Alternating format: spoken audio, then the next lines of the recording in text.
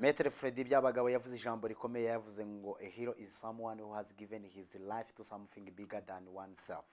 Ngo intwari nifata ubuzima bw'ikabugira ubw'abandi, ngo impamvu utitwa intwari cyangwa se witwa ikigwari ngo nuko wafashe ubuzima ngo bugira ubwawe wenyine ku giti ukaba uri nyamwigendaho.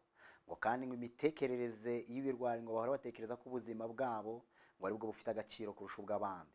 Ngo imitekerereze yabo igahora ibabwira ko kubaho neza ngo ari ukubaho bonyine bikunda batagira umwanya wo gutekereza abandi. Ngo ariko intwari zo ngo zihora zitekereza ko kubaho neza atari ukugira amafaranga menshi kuri konti yabo cyangwa se kuba babonye akazi keza, kugira imiturirwa, ngo ahubwo ngo kubaho neza kwabo ngo nuko hari umuntu urara wishimye kubera bo. Ngo izo nizo ntwari. Maître Freddy Byabagabo yongera kuvuga ijambo rikomera avuga ngo umunsi watangiye kubaho neza ntabwo ari umunsi wageze ku bikomeye, ngo ahubwo ngo ni umunsi hari umuntu wishimye ko wamugejeje ku bikomeye.